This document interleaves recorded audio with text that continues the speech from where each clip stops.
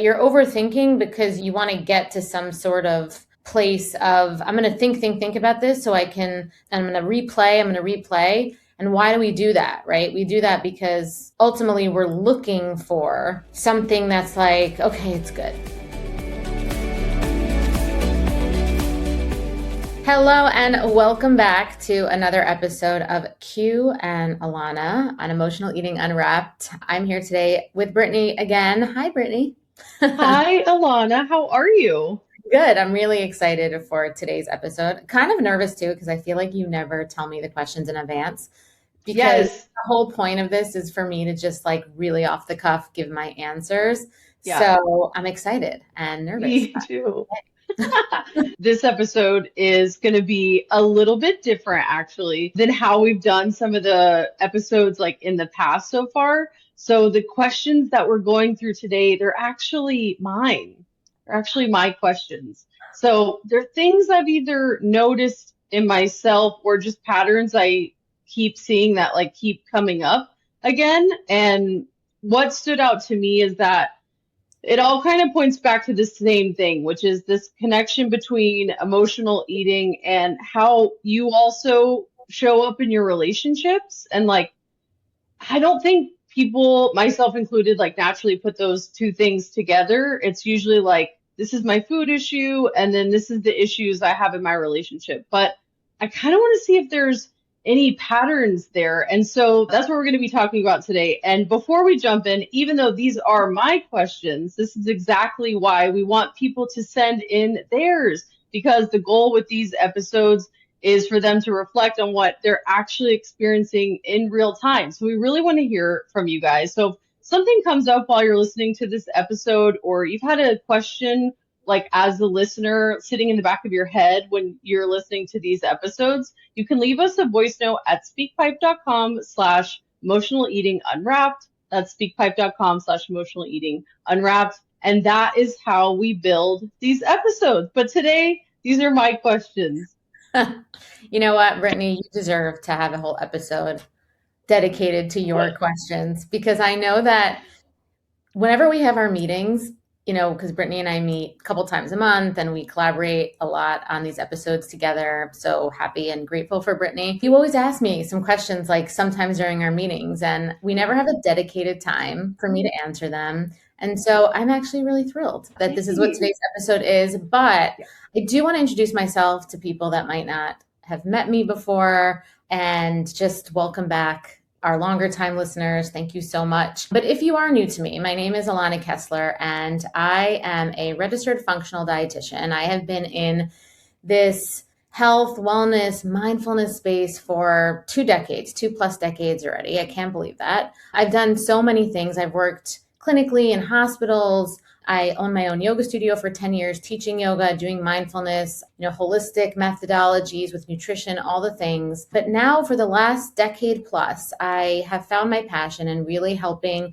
people connect with themselves, their body, so that weight loss can feel easy, because I know that a lot of you listening to this, weight loss is a goal for you, and that is okay. I want to help you overcome any kind of addictive or emotional attachments to food, patterns, behaviors, and really just strip away all of that extra so that you can live your best life. And I'm just really happy to be here. So if you are new, welcome. And again, welcome back. Before we dive in, I just want to give you guys a quick note that Brittany and we are big data nerds, and we know that 58% of you that listen to us on YouTube and on the podcast are not subscribed. So if you have been listening to us, please subscribe, because it really helps us grow not only our platform, which is so important, but it really helps us get some juice so that we can get new people to listen to us. And especially these Q&A episodes, I know that there are people in their house having the same questions that Brittany is going to ask today. And how amazing would it be if they get to have those answers? And, and if you're up for it, leave us 5-star review and a written review as well, because that helps too on Spotify and Apple. Let's get into it. Let's jump in. So, okay, this is something that I've been noticing, like when something feels off in my personal relationships, I'm like anxious, I'm overthinking all the things that typically go down when just I'm maybe at odds with someone in my life, I immediately want to eat. And it doesn't necessarily feel like hunger, but what happens here? What's happening here? Yeah. So are you talking about like in general, or are you talking about like specific people? In general, yeah, that could be anybody, like a coworker, like spouse, family member. Mm, I'm at odds with someone and I feel the anxiety coming up and I'm turning to the food. And it's also like how I'm sort of with the people I mean, it definitely comes to a point where it's like I just can't deal with it anymore. And I know I'm turning to food. okay. So are you eating the food? Are you like just thinking about it? Is I'm there, eating it. okay.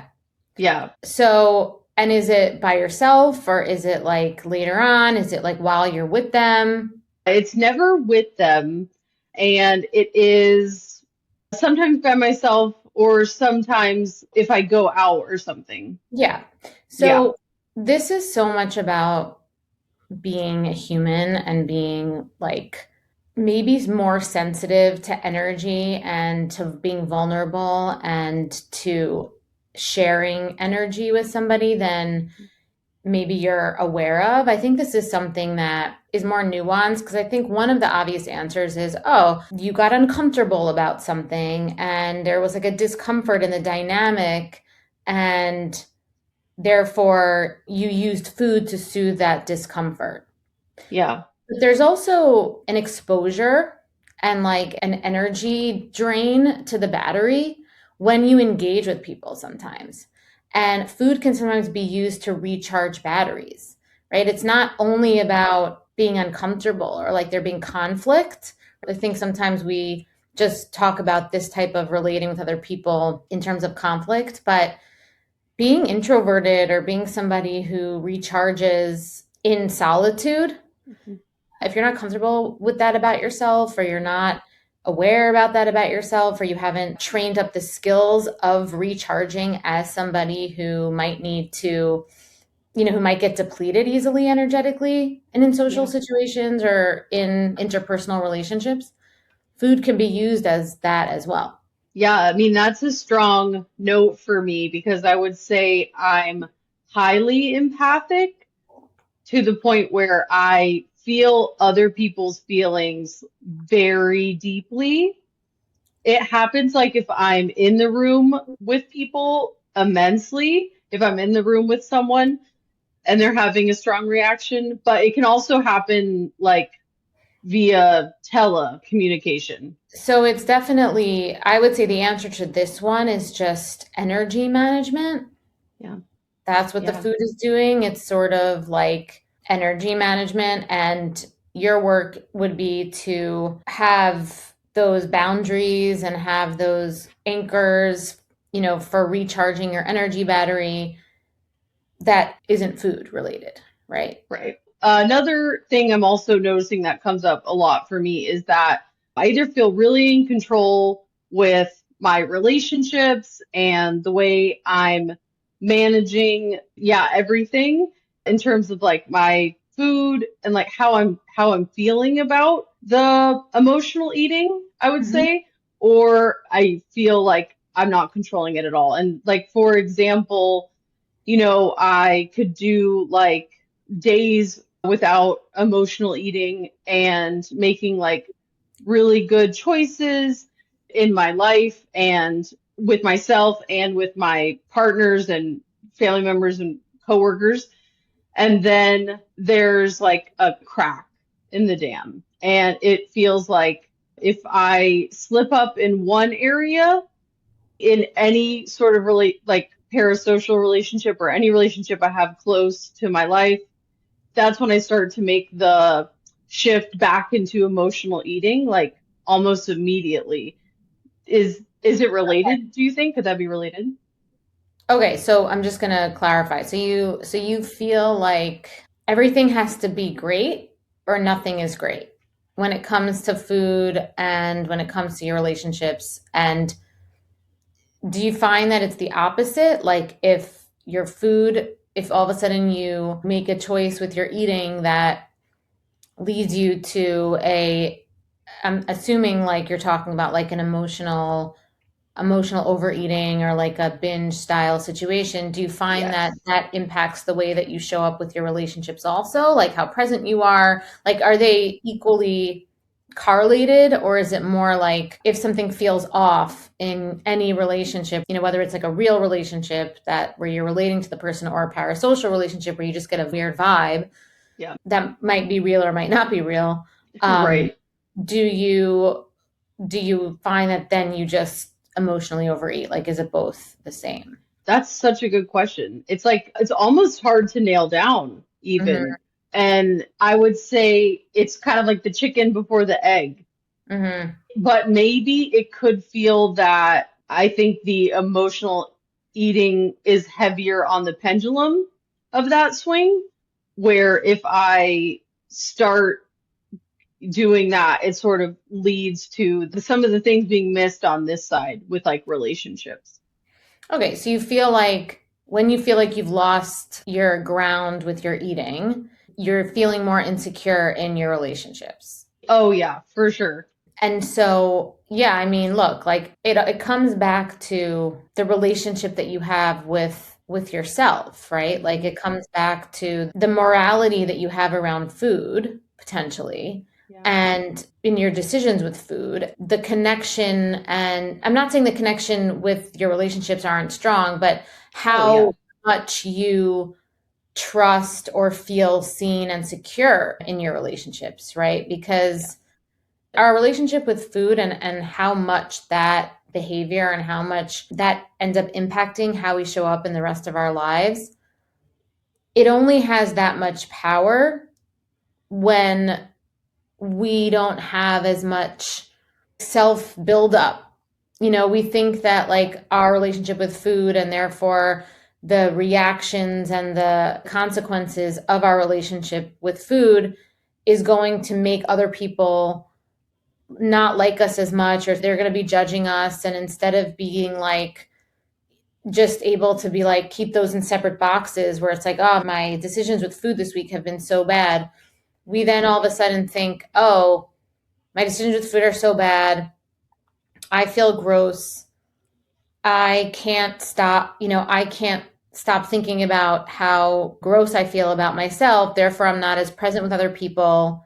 Therefore, I feel like they are mad at me or like we're not connecting, right? So, we want to be able to not have one behavior impact our entire experience. Yeah.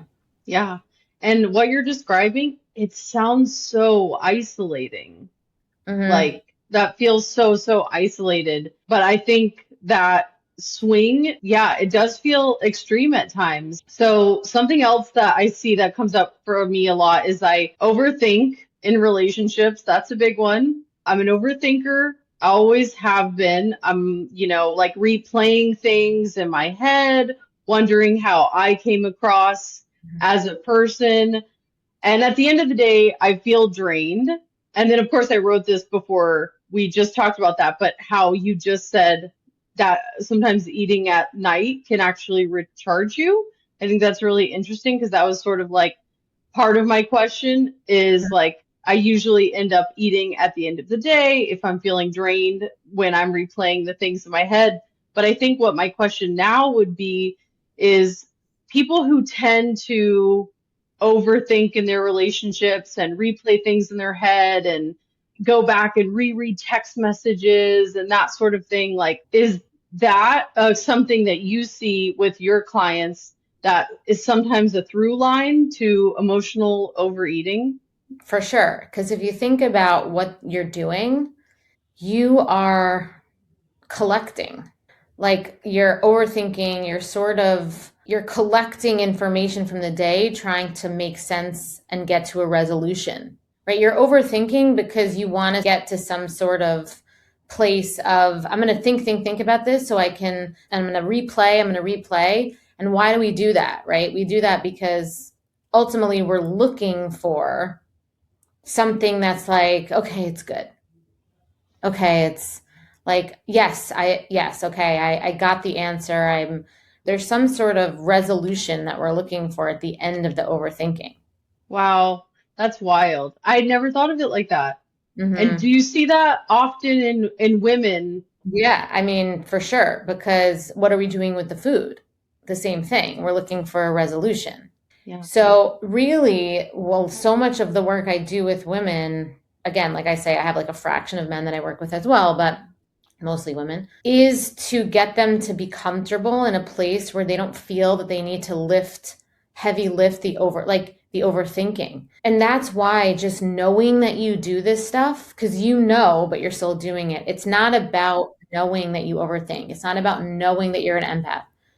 You have to be able to, in the moment, have a new neural pathway to go down, Yeah. right? A new road to go down with a new car, a new thing, like a new way.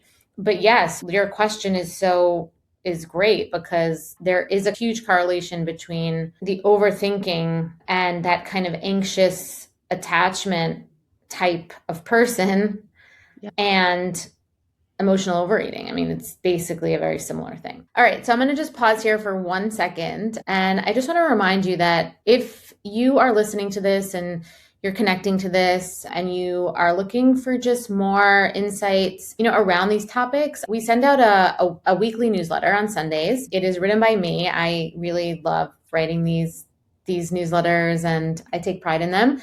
And we go in a little bit deeper into some patterns and how they actually show up in real life. I sometimes talk about my own experiences and things like that. So if you're interested in signing up for that weekly newsletter, you can sign up in the show notes or on the site. It's right on the homepage over there at www.bewellbyak.com. You've built a good life. From the outside, it looks like you have it all together. You eat clean, you work hard, you take care of everyone. But there's this one area that still feels impossible to master, and that is food. You can eat perfectly all day and still end up in the kitchen at night wondering why you keep doing this. You promise yourself you'll start fresh tomorrow, and I know you mean it every single time. But the cycle, it always finds its way back, especially when you're stressed, when you're overwhelmed, or when you're just tired of being the one that's holding it all together. And I get it because I lived that way for years. And what I learned is this: the problem, it was never about food. It was the pressure underneath it, the perfectionism, the self doubt, the part of me that never felt safe and secure to just be me. And that's why I created the sober eating sequence. It's a proven 3-phase method that rewires the emotional patterns and the belief systems driving overeating so you can relax, trust yourself around food, and release weight completely naturally without force and without obsession. Because when your body feels secure, it lets go. The cravings quiet, the self-punishment, it softens, and food, it stops being the thing that you have to fix. This is not another plan. This isn't another rule book. It's a revolutionary transformation for your nervous system, for your body, and for your identity. So join the sober eating movement today. All right, so we do have one last question. Brittany, thank you so much for your questions. I feel like so many people are going to benefit from hearing your vulnerable shares. I know that I appreciate it. I've heard definitely people share such similar things to what you've shared. So thank you so much.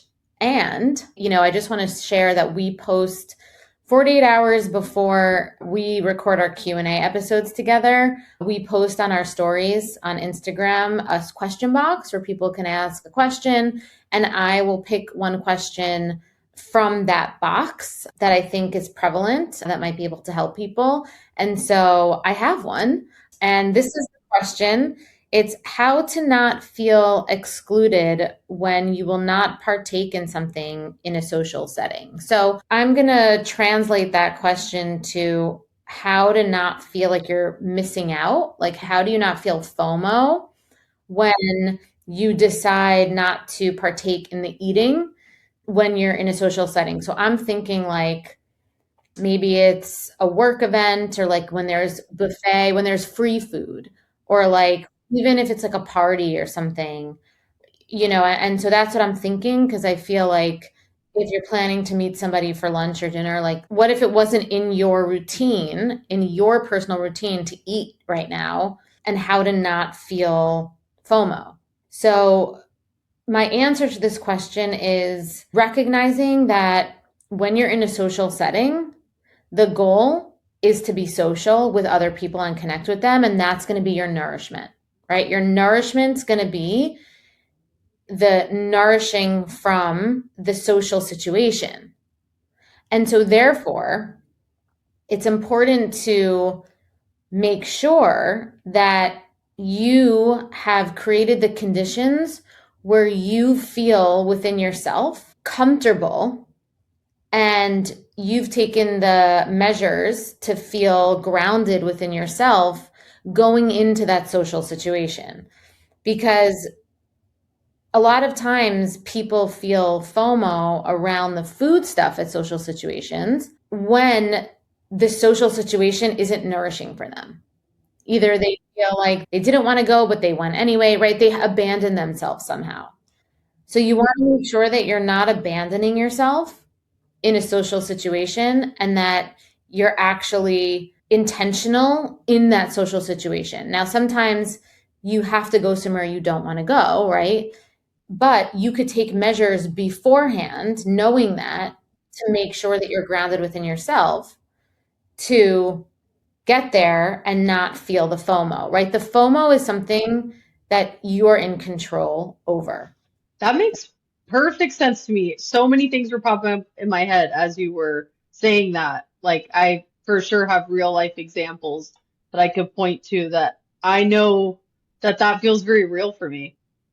Yeah, because at the end of the day, like the only time that you feel FOMO or excluded is if you've put a rule on yourself that you can have it, and that's like rules. And so, but if you did put that rule there and it's coming from a well-intentioned place and a place of self-worth and self-value and it's in alignment with your goals, then you might feel like, oh, that looks good, but what will override that is your decision not to have it because you're aligning with a higher goal, right? Or a Yeah. more important goal for you, in which case you won't feel excluded. You might just feel something else, but excluded or FOMO wouldn't be that because you're in control. You made the choice. That's a perfect answer. I love the words you use, intention setting Hmm. versus the rules and the strictness. Because I know you talk about that a lot, but it's just two very different things. We're not always going to feel good in the right decision for us. And I think that's something that as humans we have to accept, right? The right decision might not always feel great in the moment, but we can't become a victim of that as Mhm. adults. Yeah. So feeling excluded is, on one hand, in your control to not feel that way.